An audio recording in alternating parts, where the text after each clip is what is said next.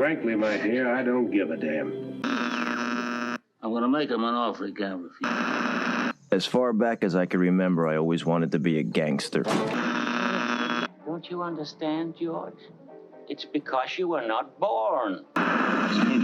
Film church. Well, a boy's best friend is his mother. I want knowledge, not faith or conjecture, but knowledge. I want God to reach out his hand, to show his face, to speak to me.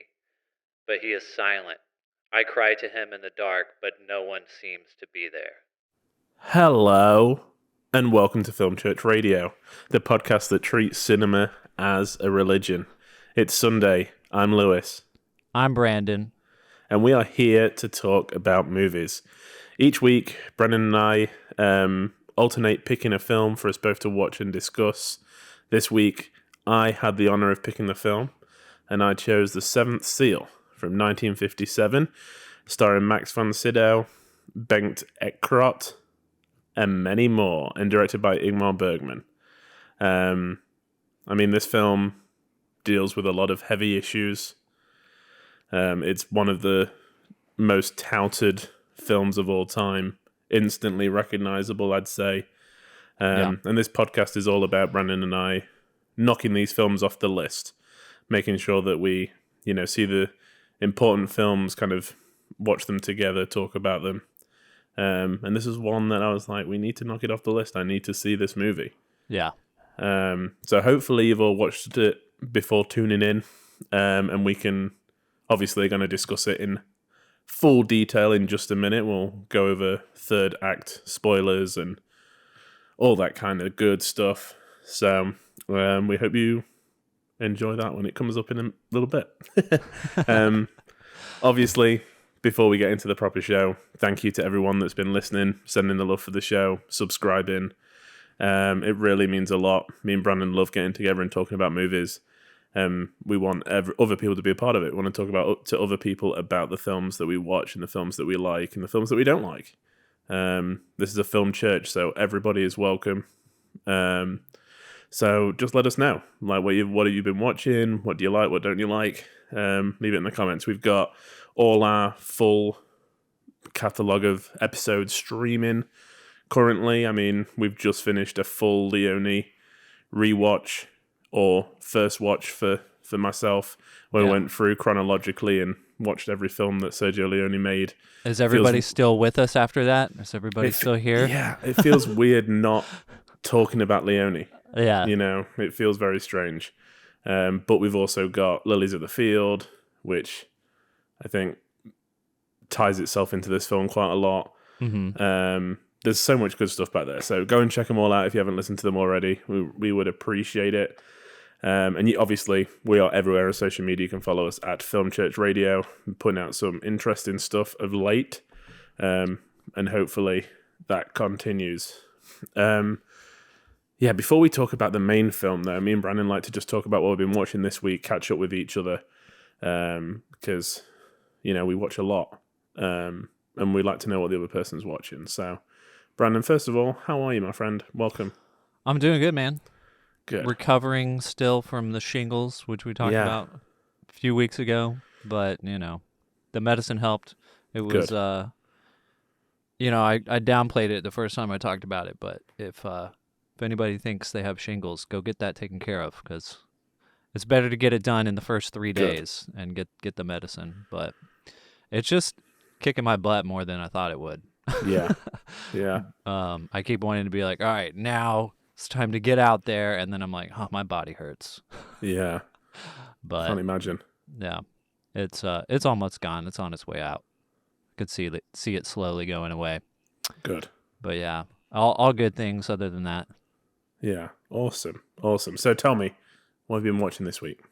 So I've watched quite a few TV shows, but only watched one movie.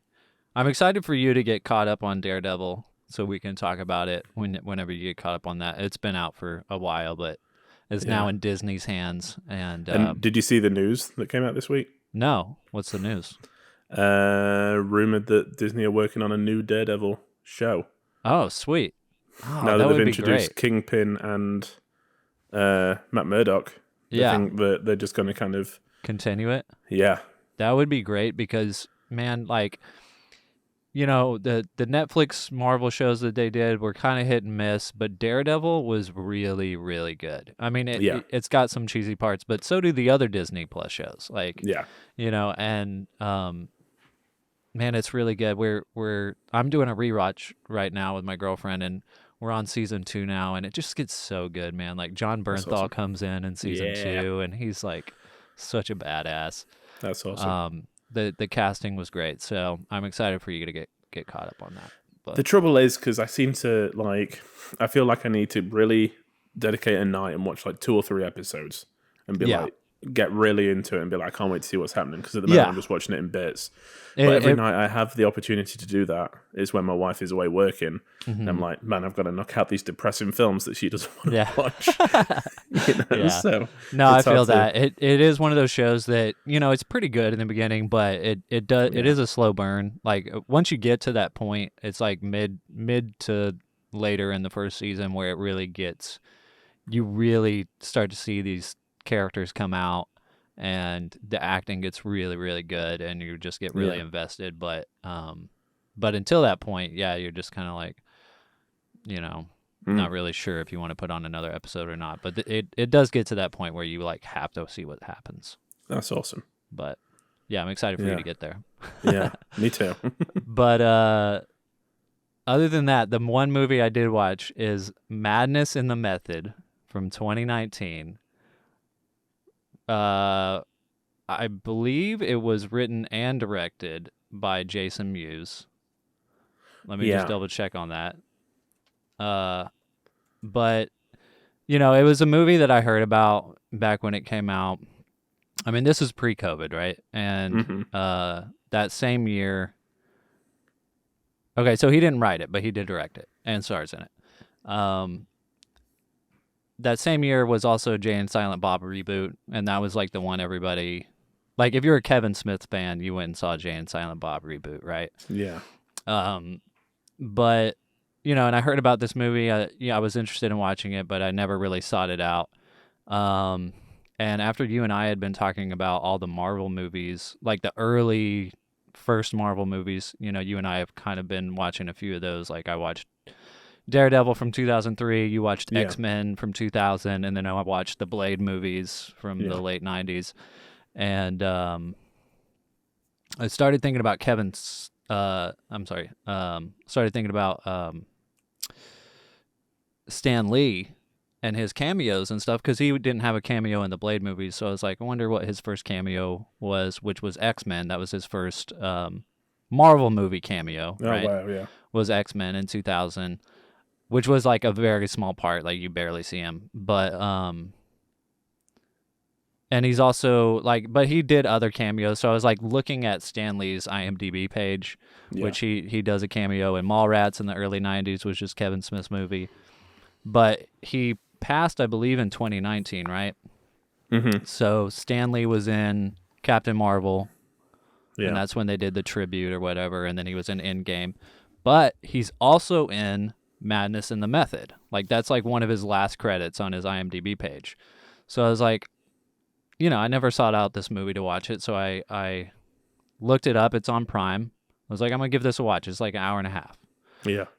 And it's so wacky, dude. It's Really? pretty funny. Like, there was, you know, it's cheesy, you know, like you would expect. But it's like, it's Jason Mewes in the director's chair. Yeah. So it's a little bit different, and it's a little crazy, and it's a lot of fun. There was a couple of moments that did make me like laugh out loud. But basically, not to give too much away, the plot of the movie is like Jason Mewes wants to be taken seriously as an actor, so he like gets this book on method acting and like takes it too far. Okay. So early in the movie, there's a scene with him and Kevin Smith, and Kevin Smith is like trying to explain to him what method acting is, and he's like, okay, my left foot, Daniel Day-Lewis, and Mewes is like, I don't know what movie that is. And so Kevin Smith is like, okay, Suicide Squad, Jared Leto. Which I just found like hilarious. Like it's supposed to be a joke, but like he's trying to compare different method actors, and like that's the two he picks. But it's good. Like it was a fun watch. That's awesome. That's cool. I love those, like, not hidden gems, but the ones that just didn't get any kind of publicity. You know, they just kind of went under the radar and full of a lot of people that you know and like. So yeah, it's cool. kind of like that. It's pretty wacky. There's like so many weird cameos in it. It was obviously like very low budget, and stuff, but it was, you know, a good hour and a half. If you're a Kevin Smith fan and a Jason Mewes fan, I would suggest like you're gonna like it. Yeah, and the Stan Lee cameo was great. Like it was awesome to see him. So that's awesome. Yeah. What about you? I mean, I've been pretty much the same as you. I mean, it's been quite a lot of TV. There's a HBO comedy series called Hacks that's just come back, and we really like that. It's really funny. It's got like a heart to it. Kind of main characters that you don't normally see. Yeah, I guess in kind of like the comedy series, you know. So that's back for its second season, and the first 2 episodes were out. So we've been watching that, and it's still great, funny, shocking. You know, all the stuff that HBO are known for. I'm sure that it's probably not. It's not like Barry, but it's in the same kind of wheelhouse. You know, it's got the drama and the comedy. Right. Yeah. And it's just a really fun watch. You know, I think all the characters are likable, and they all have their own like storylines, which is good. So you kind of switch between the two a lot.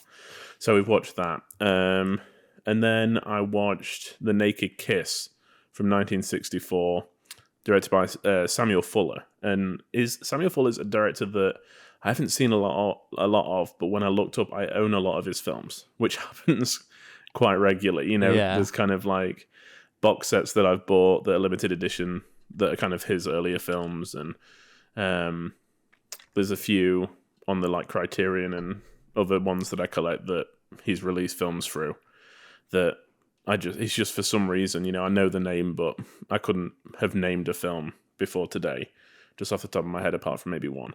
And it's like a very pulpy American movie about a prostitute who moves to like a small town and tries to kind of turn her life around.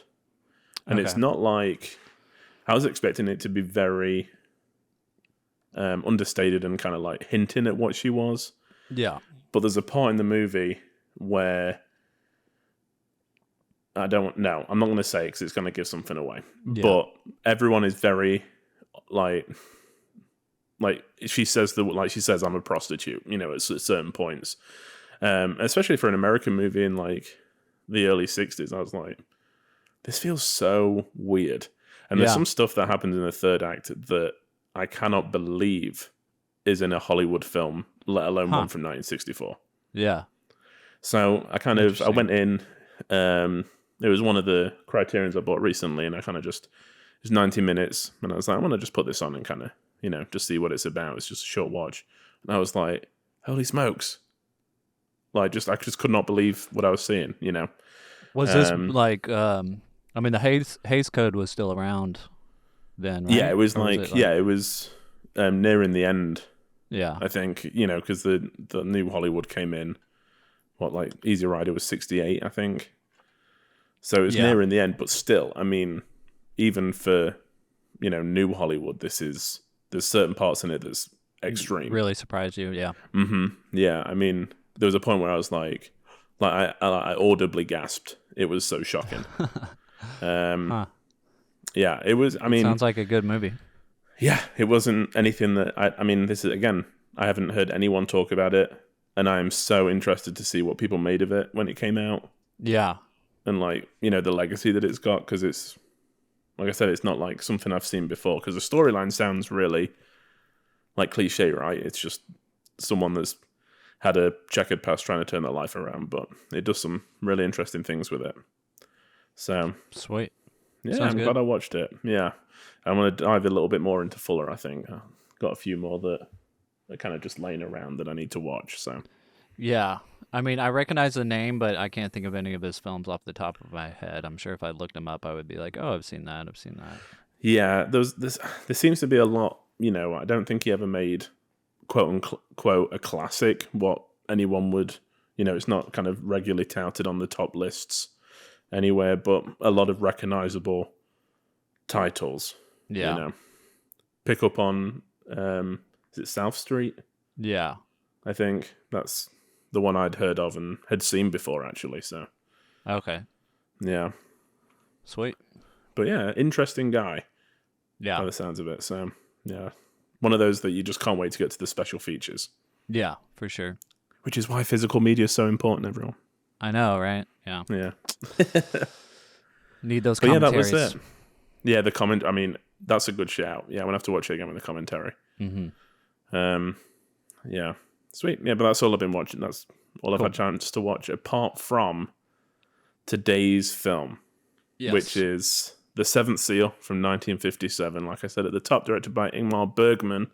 The summary is a knight returning to Sweden after the Crusades seeks answers about life, death, and the existence of God as he plays chess against the Grim Reaper during the Black Plague. Like we said, it's one of those films that you see everywhere. I mean, I think the chess scene I knew about. You say to anyone Seventh Seal, and they're like, oh, the one with death. Yeah. Right, where he plays chess. It's kind of one of those films that has just become bigger than it actually is. Not in a horrible way. It's a great film, but like everybody knows it. I feel like it's this colossus to take down. And the reason I chose it was for that reason. I was like, I want to see this movie. I want to knock it off my list, but I also want to see, what the hype's about. Yeah, is for it sure. as good as people are making out? Had you kind of ever been? You hadn't seen it before, but have you ever been like tempted to watch it at any point? Probably at some point. I mean, Ingmar Bergman is, a super famous writer-director. I think Wild Strawberries is the only thing of his that I've seen, which I watched maybe a year or two ago for one of my film classes. So I've wanted to seek out his films before, but I don't think I knew the name of this film, Seventh Seal, but like obviously after watching it, there are so many things from this film that I've seen bleed over to other films, especially like the character of death. Yeah. It feels familiar. Yeah. Like when you watch it, it feels like something. I think because it's bled over into so many more films, but never like I've never talked about this film, or it's never come up in any film conversations that I've had. So it probably just has never really been on my radar, but or maybe it has and I just overlooked it or something. But but yeah, it I enjoyed it a lot, but it did feel very familiar. It's interesting because like when you brought up that you wanted to watch it last week, it sounded like, okay, this is going to be a very like dark film, which it is. Yeah. But it's interesting, like when the film starts, right, and it's kind of operatic, but also very, very much like a fable,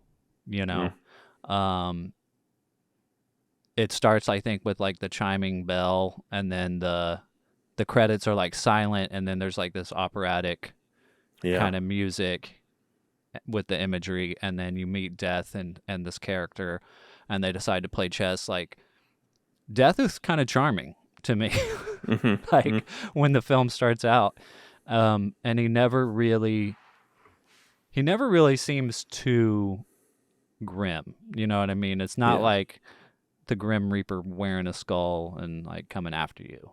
Yeah. So I think there's like this almost a relief in some ways. It's like death is like this thing that people don't normally want to talk about, but it like, I think the film tries to like ease the subject to you. Yeah. Yeah, I mean, from some of the stuff that I watched on the Criterion disc, they had like an introduction from Bergman himself, and he said that this film was born out of his fear of death. It was like him trying to kind of confront it. And there is something comforting about it. I know that like death plays a big part, and obviously there's going to be spoilers at the end. Pretty much all the characters we've met apart from 3 die, or are taken by death. There's something oddly like comforting. I don't know how to like explain it. It kind of, do you know what I mean? It just makes sense, and they don't seem to be in fear. Yeah. They do, say, I'm not going to go, quietly, but if this is our time, this is what we're going to do. Yeah, I mean, as someone that, is terrified by death personally and kind of like thinks about it all the time, like unintentionally, like it just kind of pops up all the time. This film was a little bit like a therapy session. Yeah, being confronted with it and seeing it, and it's kind of like what we said about Wonder Darkly, right? Like my emotional reaction to that was because I have a daughter and I could feel the panic. I'd been through that. Yeah, I hadn't been through that, but I'd been through that kind of emotional, fear. Yeah, and I think that this works in the same way. It is. I think it's so clever not to just have death as a character, because like you said, it feels familiar because it's been imitated so many times. But to set it during the Black Plague, right, and the Crusades, because death was everywhere. It's like what we've been going through similarly the last few years. Just the constant fear of you could get infected at any time by anyone. Yeah, leaving your house was a risk. Yeah, exactly. So, it felt very relevant as well. Yeah, and that's probably why it's considered such an important film and like one of the greatest films. Yeah, it's on a lot of the greatest films list, is because it's remained relevant. Yeah, throughout its history. I think the reason that it might feel so comforting at the end is because the family lives. Yeah. Like those 3 characters, the husband, the wife, and their baby boy, which for me felt like a good ending. Like it felt like I if they had died, I feel like I wouldn't want to rewatch this movie. Yeah, there was that sinister part where death is like, oh, are they the ones with the child? And Block is like, why? And he's like, no reason. That was like, oh shit. Yeah. That was very like that terrifying. It was super scary. Just that sudden like switch into like no one is safe. Yeah. And I think, again, it comes at the right time in the movie. You can just see that they need to get out of there. Yeah. So, yeah, it's building up to the climax. I think that's kind of what keeps your interest at that point, is like you're afraid that family might die, and then they're like trying to get away. There's like a storm coming, and they're trying to get away from, like, it's like they're outrunning death basically in that it's like the second to last scene or something. But the family, I mean, I don't think we would necessarily feel that way about the family if like the actors weren't so damn charming. That portrayal of like a little happy family. Yeah. Like every character apart from maybe Antonius is not the nicest.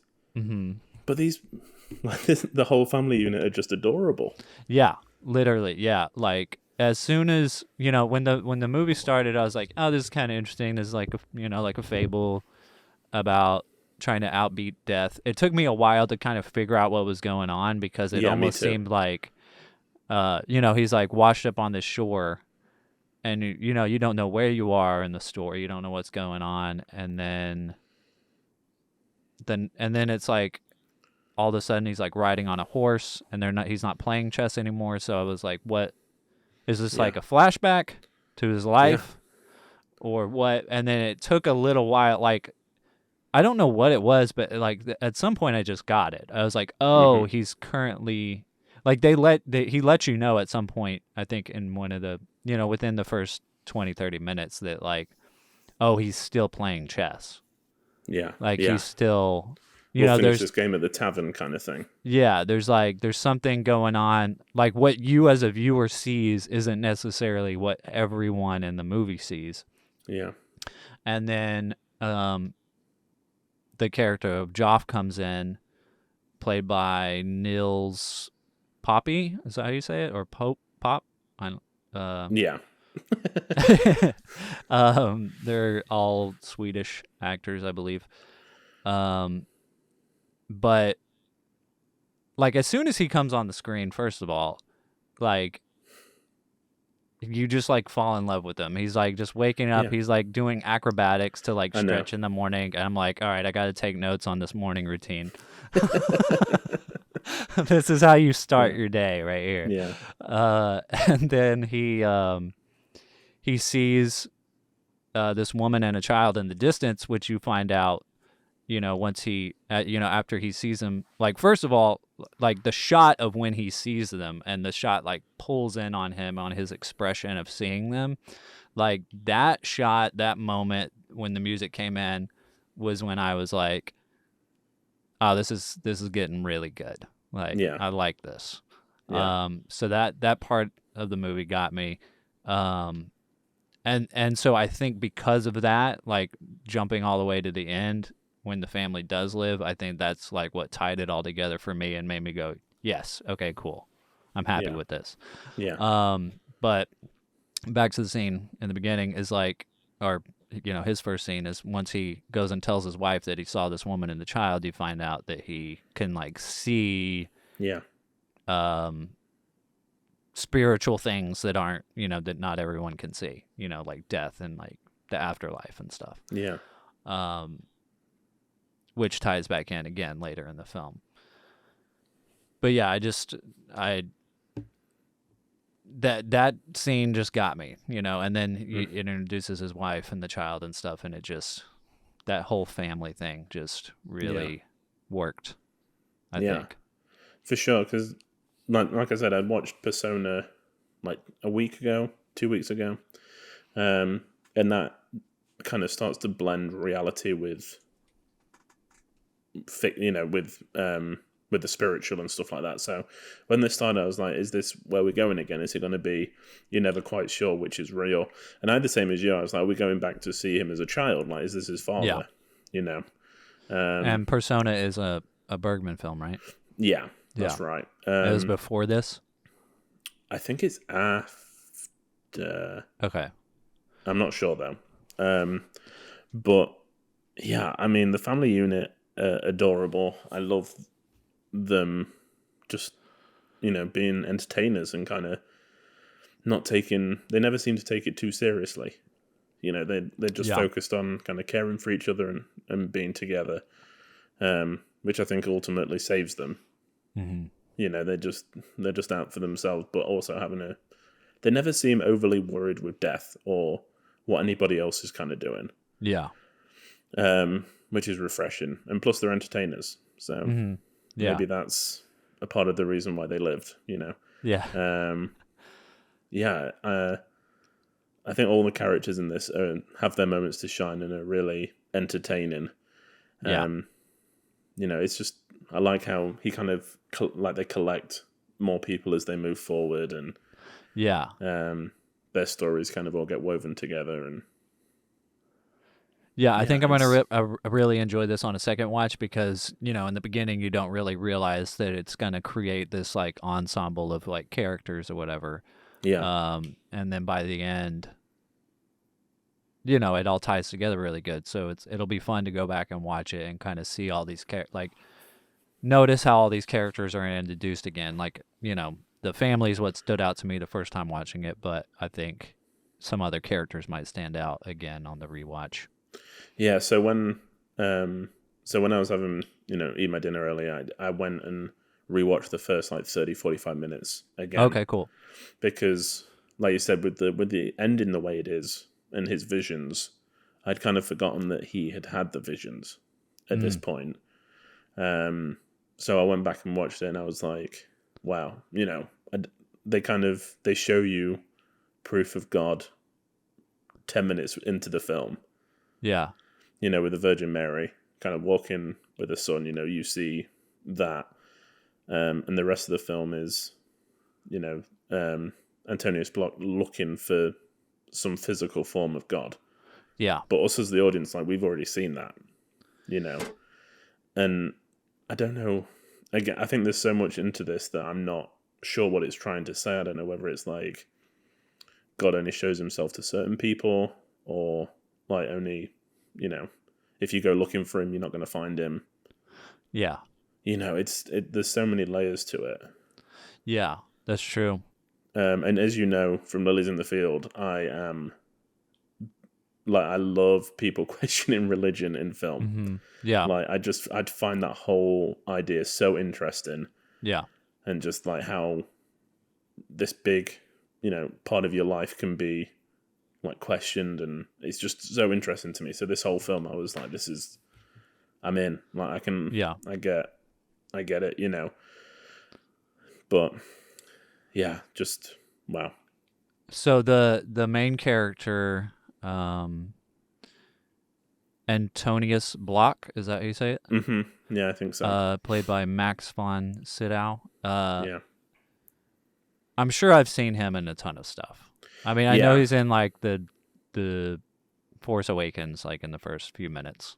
Mm-hmm.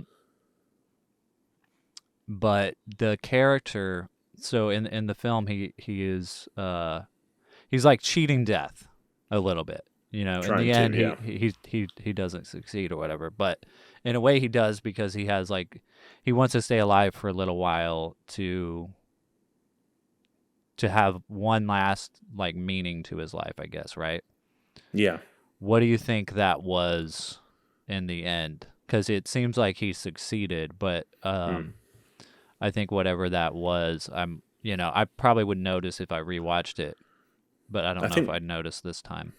I just, from his speech and stuff like that, I think it was probably saving another. He was so out to try and save himself with this chess match, and in the end, he forfeits it to save the family. So I think it's about, not to get too deep, but I think it's about, the meaning of life, being able to, look out for others. Yeah. And help them. And maybe it won't be as painless when it comes, painful as when it comes. My mistake. Yeah, I mean, he's just, that's the scene that when he knocks his pieces over, I was like, okay, he's doing this so that it can get away. He's going to probably lose this match. Yeah. Yeah. But yeah, that's how I kind of read it. Yeah, that makes sense. Yeah. Yeah. But I'm sure Bergman intended you to read it 100 different ways. Yeah. Or sure to be kind of open, sort of open-ended in some ways, where you could read into it in different ways, which is I think how films like this work. It's like because there's certain things that are universal when it comes to faith. I mean, there's so many different religions. Even if you don't have a religion, you kind of, not having a religion is your religion. You know what I mean? Yeah. So it's everybody kind of hitches their beliefs to something, even if it's non-belief. Mm-hmm. So I think the film works kind of in a lot of ways. I mean, I guess except for the fact that you see the Virgin Mary and presumably Jesus, I guess. I don't know. Yeah. But yeah, I mean, I don't know. It's one of those films I feel like I should put on every once in a while just to like understand life a little better. Yeah, but I think that's where this film worked for me a lot, because I know, like, when I go back, there's going to be different things I get out of it, but I don't feel like it diminished my original watch. I didn't come away being like, I don't get it. Yeah. You know, I think that the Seventh Seal, like, it seems like this mountain. You know, everyone, you know, it's widely touted as one of the greatest art house films ever made. You know, Ingmar Bergman, especially for the people that like film, is kind of, you know, everyone knows who he is. Maybe not have seen many of his films, but they know him. It feels like a colossus to tackle, you know, and it's it's like 96 minutes. It's never like hard to follow, you know. It's very accessible.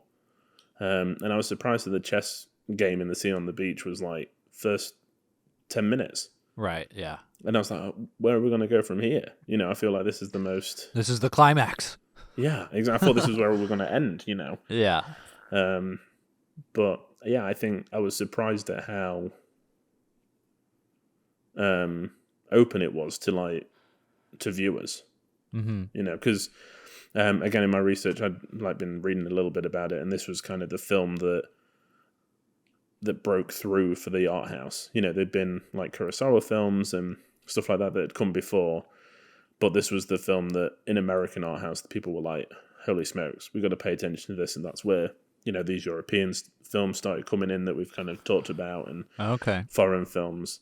And I can see why. You know, I can imagine going to the cinema, because it feels like an intellectual piece of cinema, but it's very accessible. Like I've said, exactly. I keep saying accessible. You don't, but I mean, you just mean like you don't have to do a whole lot of, you know, interpretation to get it. Yeah, exactly. You know, it's not like, well, did that sheep mean that was Jesus? It was like, hey, I'm death.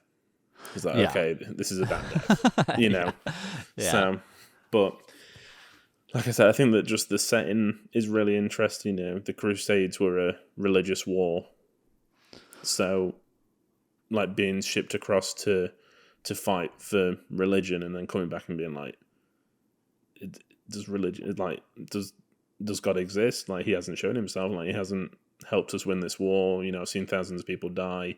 There's a plague back home. You know, if you didn't, it's one of those typical things that you're like, why didn't people question it? You know? Yeah. And I love that this film explores that. Yeah. Yeah. I mean, the cinematography is amazing. Like that helps with the fable of it all. I mean, it most recently reminds me of the Macbeth. Yeah. Oh, yeah. That was just came out on Apple TV Plus with Denzel Washington. Like the black and white and just like the staging and the imagery and everything is beautiful. And then the performances, like everyone is just so good. You know, you feel like you're just like front stage of like one of the best plays you've ever seen. It's funny you say that, because this was originally a play. Yeah, I did read that. Yeah. Yeah. And I was going to talk about like his direction for it, because I feel like when you get a play translated to the screen, it's hard not to make it stagey. It's hard not to kind of place the camera where the audience would be in a theater and kind of, you know, let characters play out. But on this, it was like Bergman seemed to be putting the camera where the audience could never get to. Right. And it just worked. I mean, there's the scene where Yoff is kind of in the tavern and they find out he's an actor and they start making him dance on tables. And that's the shot that I think is like close up to his face. And there's like a flickering, like the place is on fire. And you can just see that he's kind of like, he's terrified for his life. And then it cuts down to his feet. I just don't know how, like, the angles are just so different. They're not, like, normally used, you know, they don't seem generic. They're Yeah. like tilted up a bit. It's incredible. Yeah. And I love the shot, one of the opening shots of the sky with the bird just kind of hanging there. Mm-hmm. That was great. It seems Yeah. like, time had stood still for a second. Yeah. Yeah, It's just like masterful storytelling. Yeah. Yeah. And really like sells that idea of a fable. It's interesting that it was a play beforehand. I wonder if most of the actors were the same actors and they just like got it really down. Yeah. As far as their performances and stuff, because it really feels like everyone just inhabited their characters. Yeah, for sure. Oh, yeah. I mean, there was a few standout performances. I mean, I really enjoyed Jons, his helper person. There was a few troubling moments, as there normally is in these older films, but I thought that, I liked his kind of, I don't know, he was a bit punchy, a little bit rough and ready, I enjoyed him a lot. And then there was Lisa, the blacksmith's wife. Yeah, she was hilarious. That bit of comedy where she kind of comes around trying to seduce him. And then later she's like, "Oh, we can go home. I'll cook your favorite meal." And Jons is like, "Oh, here, come." She's going to cry in a minute. And then she starts crying. And it's, like you were saying earlier, the fact that you think it's going to be a little bit of devoid of humor and very heavy and but it's actually really funny. Yeah. And really light and just, it's everything seems to flow together. It doesn't feel like, the button head's trying to break through. Yeah, exactly. Have you ever seen Martin Scorsese's Silence? I have. Yeah. Silence feels like it's a continuation of this story in a lot of ways, because it deals with the theme of the title is based on God's silence. It's deals with the theme of questioning your faith and praying to God and then him not answering, or it not answering. Yeah. That feels like a movie I want to watch again after this. Yeah, I can remember. Yeah, because I watched it. I watched it, I think, 2 times, but not since it first came out. So. Yeah. Yeah, I can remember I took Chelsea to it, and I was like, "Adam Driver's in it. It's going to be fine." And then, it's a very heavy religious epic, really. Yeah. Mm-hmm. I forget that film exists, which is really bad. Yeah. But it's funny because I was going to say that I like out of the films that I've bought recently, The Passion of the Christ is the one that is the one that I'm just itching to put in the DVD player. The Passion of the Christ or The Last Temptation of Christ? The Last Temptation of Christ. Yeah. No, not Mel Gibson's film. Yeah. Martin the Scorsese film. Yeah. Which I feel would be a great follow-up to this. The Last Temptation of Christ? Yeah. Just that religious aspect of it. Mm-hmm. Because, Scorsese is super interested in religion. Yeah. Which I like a lot. And I feel like you've seen Last Temptation of Christ, right? Never. Oh, okay. I won't say anything then. Okay. You should definitely watch it. Yeah. It is good. Yeah. I won't say anything. Okay, cool. Zip, mouth shut. Yeah. Hopefully going to watch it this coming week. Sweet. Fingers crossed. Yeah. Yeah. How does this film compare to Bergman's other films, do you think? Because you've watched, how many have you watched now? I know you have the big Criterion box set, right? It's huge. Yeah. I've only watched 3 out of them. This is one of them. Like I said, I enjoyed Persona. It was mind bending. But I feel like this is just the fact that I finished watching it, went away for a bit, thought about it, and with the same day I was like, "Oh, I want to watch the opening again." Yeah. says a lot, you know. And I Yeah, think for sure. that Yeah. I could definitely put it on when I had to spare an hour and a half and be very happy with the choice I made. Yeah. I mean, it's Seventh Seal. Like it's good. It's really good. Yeah. And I'm glad I've seen it. Yeah, it demands your attention, not only because it's a good film, but also because it's subtitled and you have to read. Yeah, exactly. Yeah. So, Is it whetted your appetite for more Bergman? I think so. Yeah. Yeah, he seems like a very interesting filmmaker. I don't know where I would go next yet. I think I need to rewatch Wild Strawberries because I remember liking it, but I only really remember liking it. I can't and sort of what it was about. I don't really like nothing else is like coming into my brain when I'm trying to retrieve that movie out of it. Yeah. Like, Yeah. I just remember liking it. So I think I need to rewatch that, which is another I feel like I heard about that movie more than this. Yeah, I feel which like is Wild weird. Strawberries is super, like, well talked about as well. Yeah, apparently it came out the same year. Yeah. So Wow, he was a busy guy. I think he directed like 50 films, right? Something like that. He directed Something a crazy. lot of films. Yeah. And on that Criterion like introduction, he says that he thinks only 10 of them are any good, Wow. which I don't think could be further from the truth. I'm sure, Yeah.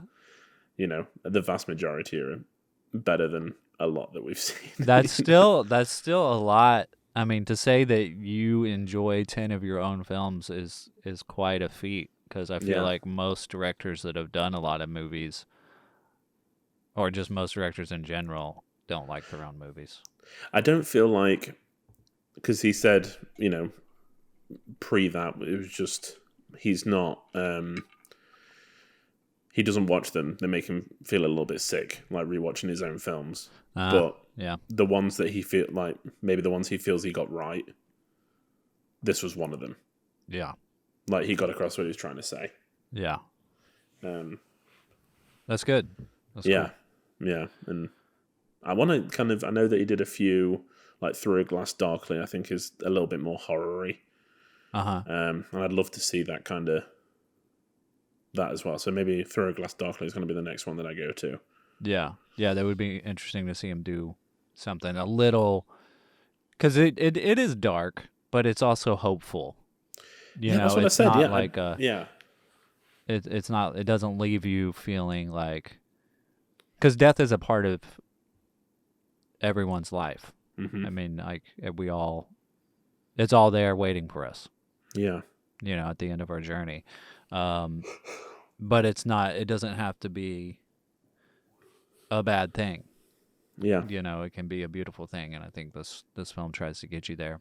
But it would be interesting to see him do something a little bit darker too.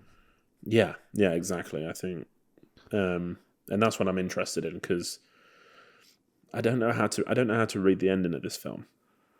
I don't know whether they're supposed to look like silly, or whether it's supposed to be them like being free. You know, and Death's kind of like leading them like the Pied Piper kind of thing. Right. Or they're like slaves. Yeah, I mean, maybe the one something. thing, because the one thing that I don't know if it would hold up on a second rewatch, kind of like analyzing the characters, but they all seem to be a little bit obsessed with death as a group. So maybe that, you know, the family that aren't fixated on it or like worried about it are the ones that are free. You know, they're not led by death. Right. Yeah. Mm-hmm. But again, I can totally see that. Yeah, you could probably rewatch it and a character would be like, I'm not scared of death. And you'd be like, okay, never mind. Yeah, but even the Yoff character, he is, you know, towards that last scene, he knows that death is behind them. Yeah. You know, when they're in the carriage and that, you know, the storm is coming. Mm. Well, I mean, and he sees death. He sees the main character playing chess with death. You know, so like it's only on his mind because he can see it. Yeah, exactly. Yeah, he's just privy to these visions. Right. But man, it's beautiful. Like it's I don't know. It's a film I'm going to be thinking about a lot. Yeah, for sure. I definitely agree with you. I think that it's one that I feel like I'm comfortable showing other people as well. Yeah. It doesn't need a kind of a massive understanding of cinema to kind of understand what this is trying to get across. Yeah, it's like you don't have to be a film scholar to get this movie, but I think your average person could watch this movie and realize that film can be scholarly. Yeah. And that's probably like what you were saying with how this film, crossed over, it took the art house film to the mainstream, and that's probably why. It's like film is more than just entertainment. It's high art. Yeah, it can be saying something about something that we all face, regardless if it's the same language, the same colour of person that you're seeing on the screen, the same decade that it's set. It's so far removed from what we're used to. Sweden during the Black Plague with a knight. And, I could not be any further from that character apart from it's a white male. Mm-hmm. And chess, who plays that? I wish I could play chess. As being a big fan of Frasier, I'm so jealous that they play chess all the time. I need to learn, but I'll teach you. I used to be in the homeschool chess club. Sweet, yeah, please do. Yeah, maybe we can have a game sometime. Yeah, man. And if you lose, you're coming with me, a la death. So that sounded more sinister than I intended it to be.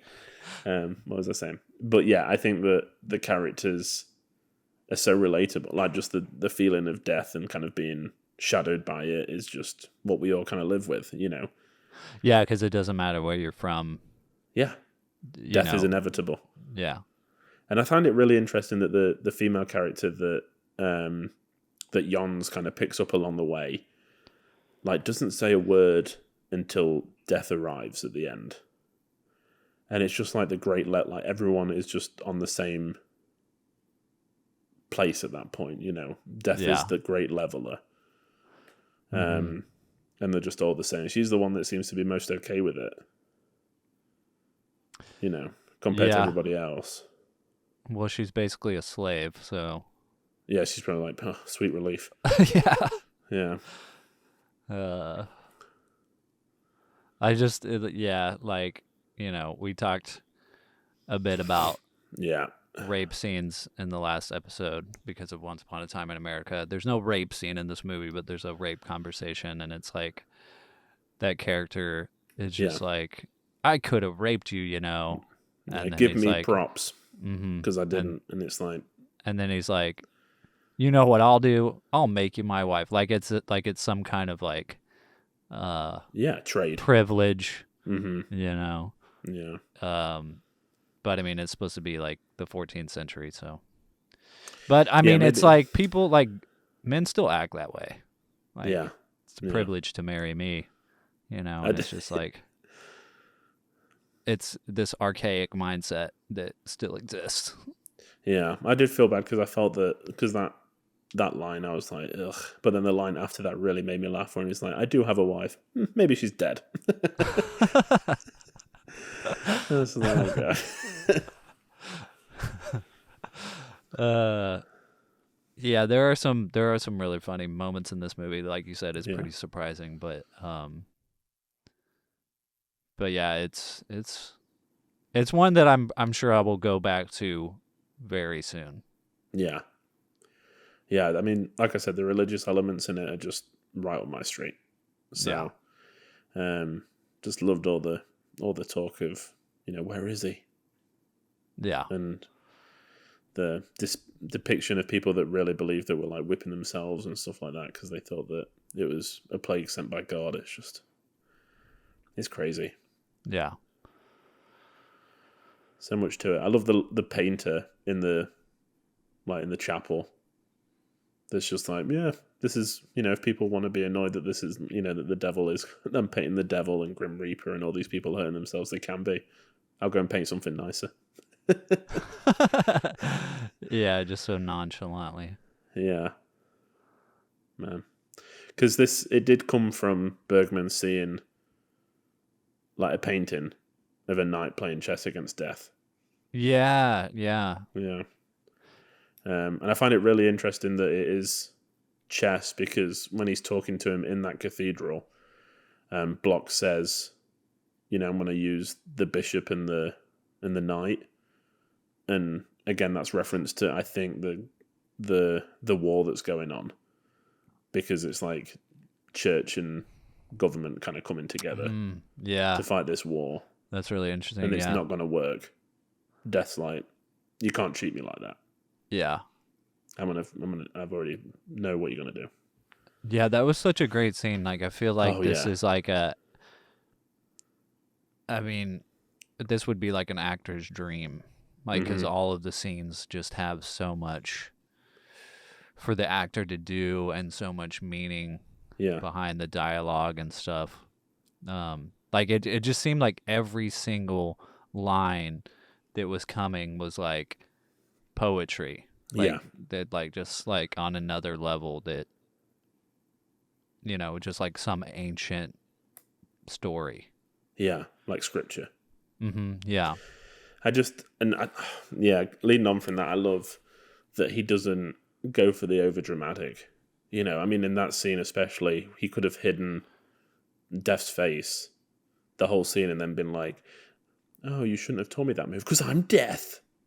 It's for like this big dramatic, like, but instead it's like, we know it's Death. Yeah. And it's just, he's sneaky and conniving. He's not dramatic. Yeah. It's just, he's not there to like be the boogeyman. Yeah. He's just there to know how to beat him at chess. Yeah. Oh, it's like poetry. Yeah. So beautiful. It was beautiful. I'm so glad we saw it. Yeah, man. I feel like this would be, if we had like a Film Church Radio must-see films, this would be on it. Yeah, we should do that maybe at some point. Maybe like a Christmas special towards the Essentials of the year. Yeah. Yeah. Morbius. Oh, God, Jesus. There's always too many Jared Leto references in an episode. Even when there's zero, I'm like, we got close. Yeah.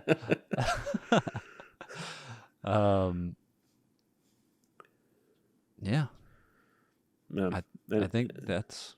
Do you have anything else? I don't. No, I think... Like I said, like you said, the more I watch this film, the more I'm going to get out of it. Yeah.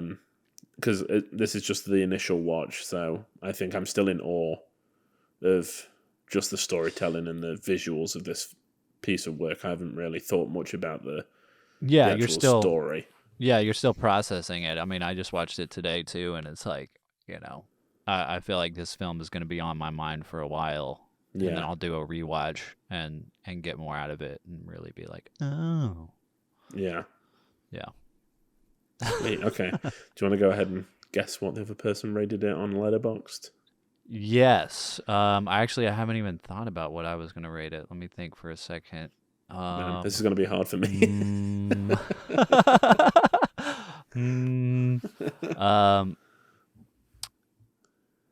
Okay, I think I know. Okay.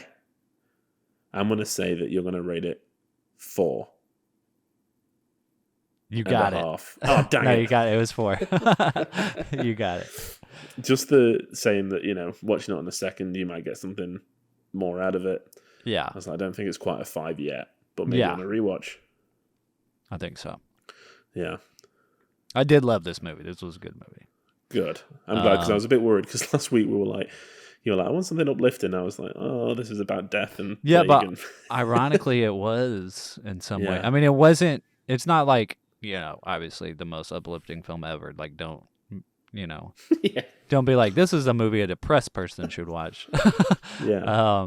But it wasn't, it wasn't as It wasn't a downer, really. you know, Yeah. But all right, I'm gonna say that you rated this film 5.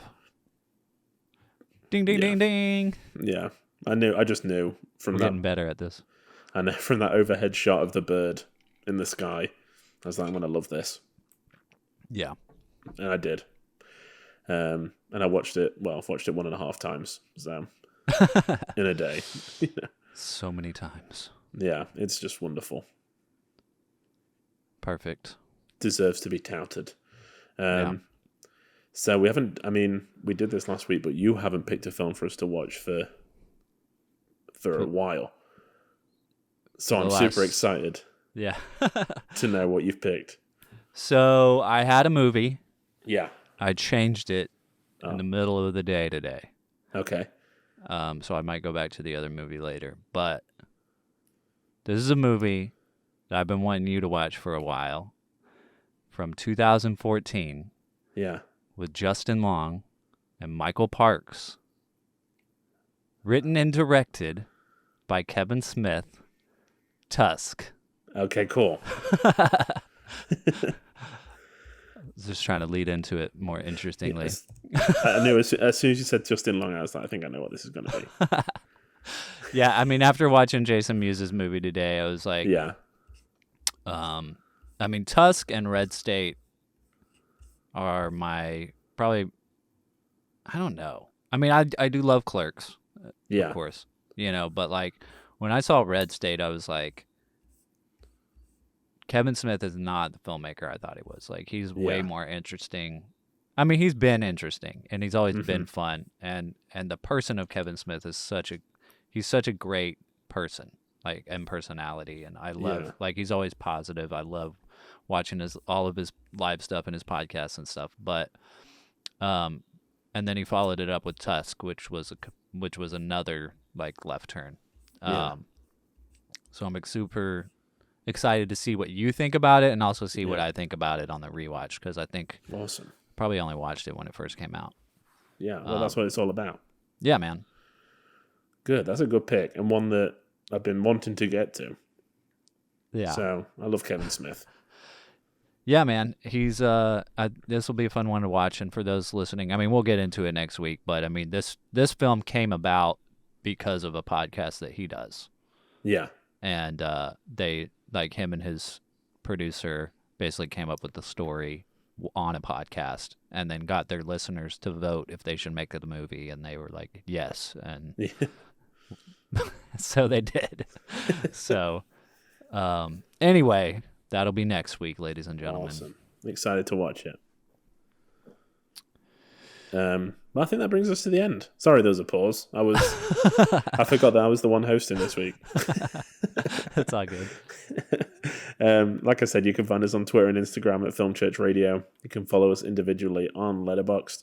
Brandon is at Selmanscope, and I am at WalkerLewis3007. You can keep up with what we've been watching live. You don't have to wait week to week to find out what we've been watching throughout that previous week. I am also going to start writing some reviews on there at some point, so you can hear my unedited mind go about films that we don't have to talk about too much on the podcast. We also have all our back episodes streaming. Please go and check them out. There's some good stuff back there. But before we go, Brandon, you play chess, do you not? How did you know? I've seen it in paintings and heard it in ballads. Yes, I am quite the skillful player. Awesome. If you ever get approached by someone to play chess on a beach that's dressed all in black, don't do it. Or maybe do it. I don't know what the... I'll say I've got a date to play chess with Lewis. Sorry. Yeah. Maybe we'll have to You'll put have it to up bail on... me out. Yeah. We'll have to put it up on YouTube. One of us will have to dress as Death and the other person will have to dress in a 14th century knight costume. Let's do it. Well, thank you all for listening to us ramble about this film. And we'll see you all next week for Tusk. That's right. Don't forget to say your film prayers. Hail Hitchcock. Amen. Amen. Bye.